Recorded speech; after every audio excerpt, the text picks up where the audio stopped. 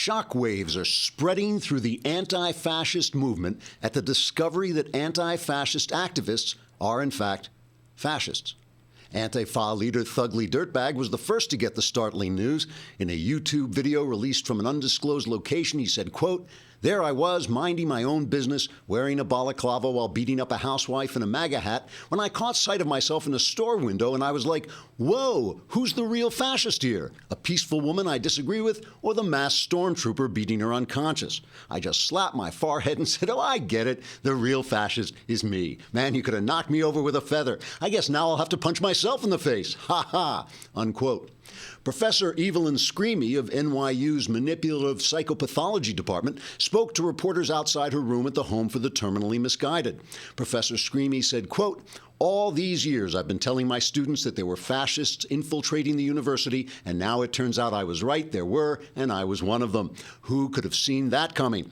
It was like 1 second I was in a classroom explaining how fascists marshaled government violence to silence their opposition, and the next second I'm standing out on the sidewalk shrieking that the police should beat up a group of peaceful Trump supporters. Well, I just slapped my forehead and I was like, hey kids, look at the crazy fascist. It's me," unquote. By the way, it was later revealed that Miss Screamy was not an NYU professor, but a lobster porn artist, whereupon NYU hired her to head up their department of lobster porn. News that anti-fascist leftism is actually fascist leftism has reached even the centers of ideological corruption and distortion. At the New York Times, a former newspaper, op-ed columnist Googly Hysteric told PBS anchorwoman Googly Hysteric, no relation, quote, "For a long time now, I've been labeling everyone who disagreed with me as Hitler. He's Hitler, she's Hitler, everyone was Hitler. Then suddenly I'm in my shrink's office and I'm ticking off the Hitler checklist on my fingers, saying he demonized his opponents, encouraged violence in his adherents, and supported policies that would result in 6 million Jews being killed. And I was like, wait a minute, that's me. It was very liberating because now I don't have to be afraid of Hitler anymore because he's just the friendly face in the mirror," unquote. Anti-fascist leaders are now trying to adjust to the new normal of being fascist leaders with various strategies. Sources within the movement told the Daily Wire, quote, "We recently held a meeting and there were a lot of different suggestions. Some people wanted to simply drop the name Antifa and rename ourselves Fa. Some thought maybe we should stop beating people up and setting fires every time someone disagreed with us. One guy even suggested we read the Constitution and find out what these conservatives are talking about. But of course, when he said that, we beat him unconscious with batons and set the room on fire," unquote. Trigger warning, I'm Andrew Klavan, and this is The Andrew Klavan Show. I feel hunky-dunky, life is singing hunky-dunky-doo. Ship-shaped ipsy-topsy, the world is zippity-zing. It's a wonderful day, hurrah, hooray, it makes me want to sing. Oh, hurrah, hooray! Oh, hooray, hurrah! All right, hooray, hurrah! Just one more week till the Super Bowl. Oh, wait.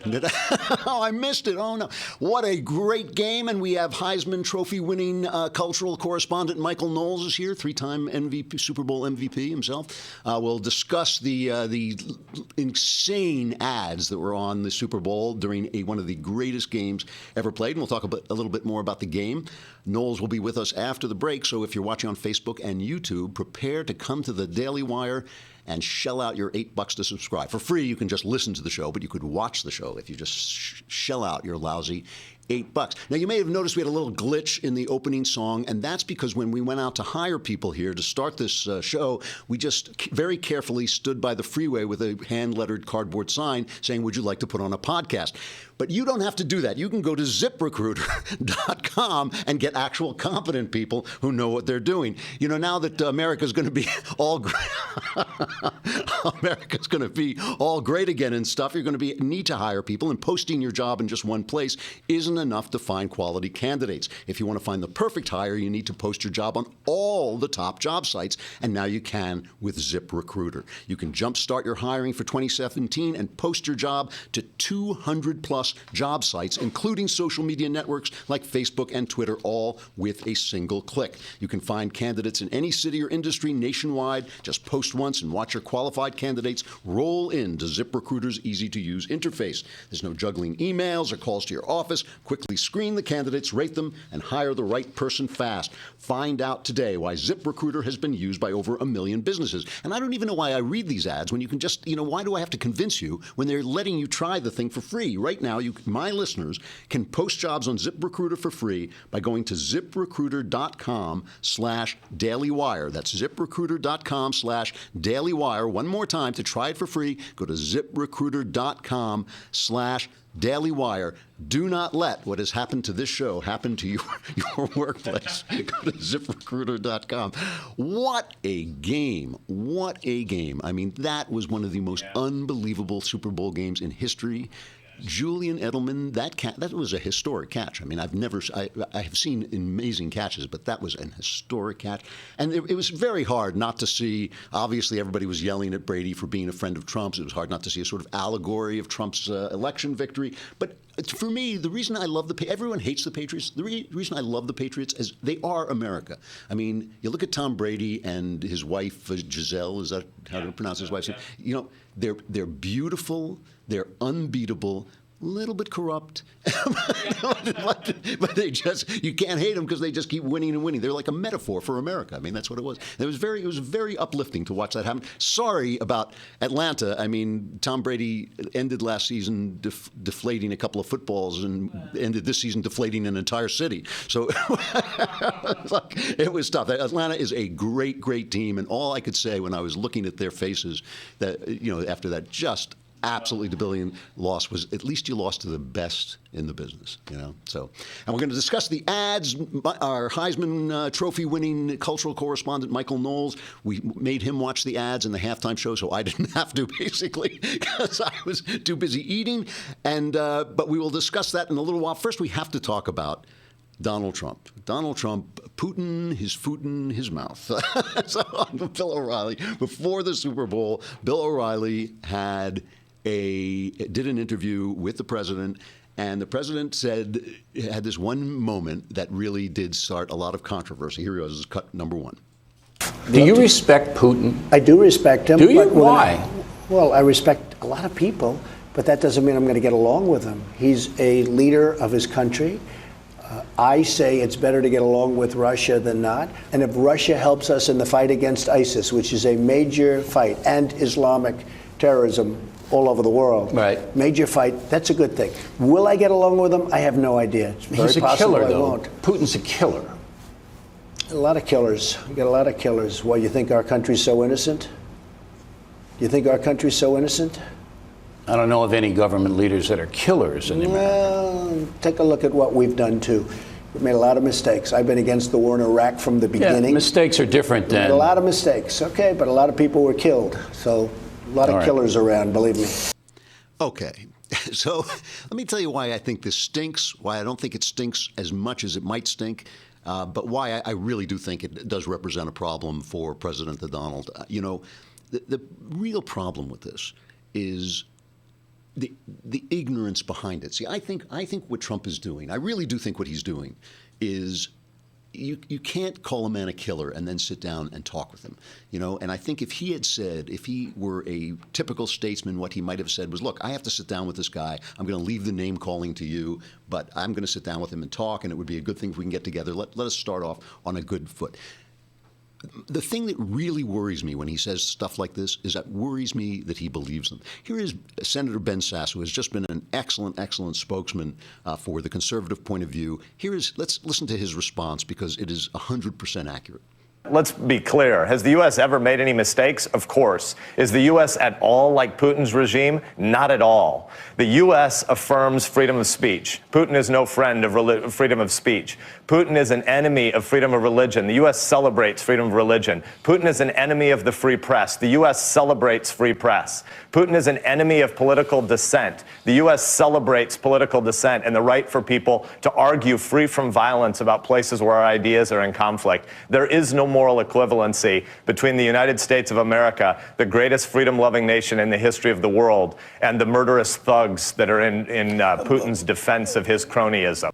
You know, this is so true, and it has been a problem for a long time on both the left and the right. I mean, I remember Clint Eastwood, one of my favorite filmmakers. He made one of my own books into a movie, True Crime. You know, I owe him a lot, and he is one of the great artists. But he made that movie about Iwo Jima, where he showed Americans committing atrocities, killing prisoners, and all this stuff, as if that were the same as the massive program of atrocity that the Japanese did during the war, and as if we were fighting for the same things. It matters what you're fighting for. And what Ben Sasse is pointing out is that our country actually stands for something that is good, and Russia has never stood for that ever. It has never stood for that ever. So not only does Putin, poison his political enemies with stick jamming radiation into them so that they die a slow, painful death, and I don't see, Marco Rubio doing that to Nancy Pelosi. I know we may have dreams, but that's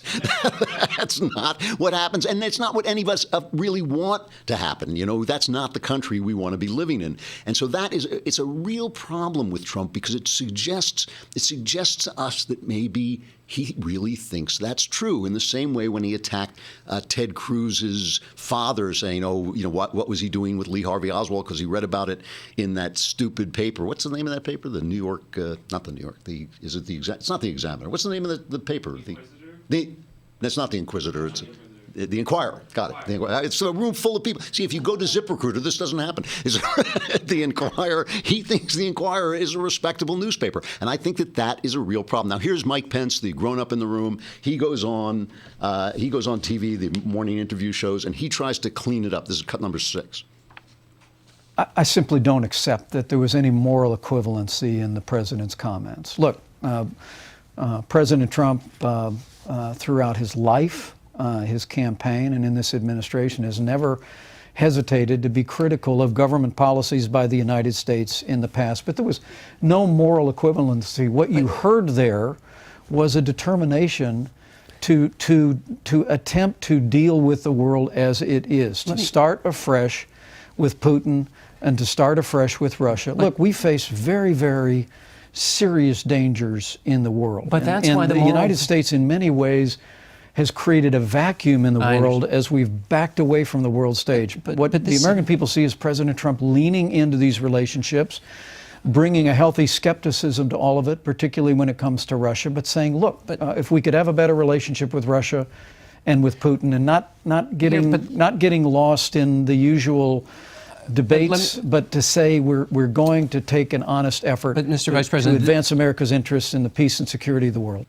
So that's like Pence in his job as the Trump whisperer. Trump comes out and says this stuff, and then Pence comes out and tells us what he really meant. And I do have a feeling that is to some degree what Trump means. I mean, I do have this feeling that Trump feels that there is a relationship to be had. I think he's wrong about this, by the way, but fair enough. He's going to try to have a relationship with Putin and team up with him to take on ISIS. He's said this repeatedly again and again and again, and he is trying to set that up so that when he sits down, he won't be sitting down with a guy that he's called a murderer, even though Putin is a murderer. That is what Putin is. That's what he does.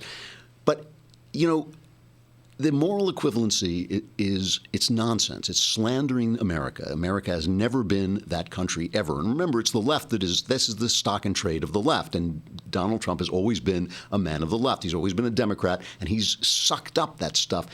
Let's go back. I ended last week by talking about seeing Donald Trump at the National Prayer Breakfast and how out of place he was and, kind of a fish out of water, and how he made that unfortunate comment about Arnold Schwarzenegger, which wasn't a bad comment in itself. It was merely the tone of it. But let's not forget what Obama did at the National Prayer Breakfast. I think it was just last year, when he said this he was talking about all the violence that was being committed in the name of Islam, which he didn't mention. No, he did mention it in this speech. I'm sorry. He was talking about all the violence that was being done in the name of Islam. And then he said this. This is cut 9. The profound good, the strength, the tenacity, the compassion and love that can flow from all of our faiths,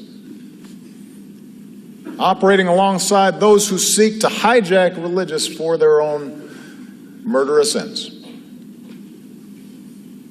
Humanity's been grappling with these questions throughout human history. And lest we get on our high horse and think this is unique to some other place, remember that during the Crusades and the Inquisition, people committed terrible deeds in the name of Christ. In our home country, slavery and Jim Crow all too often was justified in the name of Christ. I mean, now listen, Obama took a lot of flack for that, and he deserved it, but he took it from the rebel press. He took it from us, the conservative press. My only objection, look, Obama deserved taking flack for those stupid comments of moral equivalency, of making a moral equivalency between America and its Islamic enemies. That's absurd. He deserved to take the flack. Trump is taking some flack for this. He deserves it too. The only difference, and I think it's a difference worth noting, is the tone of hysteria that is what the press is doing. It is what the press is all about. It is creating this atmosphere of hysteria and crisis. I mean, you read the front page of the New York Times at this point, it looks like we're, living in Nazi Germany. It really does.